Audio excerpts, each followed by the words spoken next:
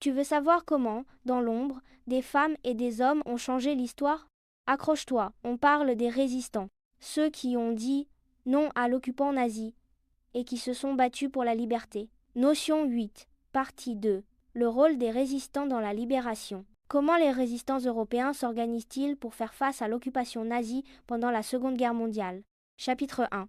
Des résistants traqués. Ils vivent cachés, en danger permanent, pourchassés par la Gestapo, les SS et même par d'autres Français.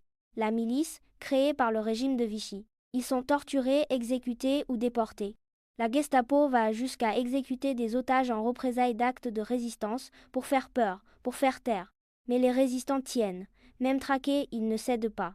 Mots-clés à retenir. La milice est une organisation paramilitaire créée en 1943 par le régime de Vichy. Elle aide les nazis à traquer les résistants, mais aussi les juifs et les réfractaires au STO. Chapitre 2. Les actions des résistants. Ils ne sont pas que dans la clandestinité. Ils agissent. Ils sabotent les lignes de train, les ponts, les routes, pour gêner l'armée allemande pendant les débarquements alliés en Italie, en Normandie, le 6 juin 1944. Incorporés dans l'armée, ils participent également à l'invasion de l'Allemagne. Dans des régions comme le Limousin ou des pays comme la Yougoslavie, les résistants parviennent à reprendre le contrôle du territoire eux-mêmes. En Tchécoslovaquie ou en Pologne, les résistants libèrent des déportés exténués après les terribles marches de la mort. Et ce n'est pas tout. Ils pensent à l'après. En France, le Conseil national de la résistance prépare un programme politique. Dans toute l'Europe, les résistants seront présents dans les gouvernements d'après-guerre.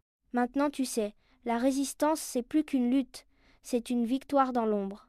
Sans eux, la libération aurait été impossible. Tu veux rester prêt pour le brevet? Pose tes questions, abonne-toi et dis-nous ce que t'en penses en commentaire.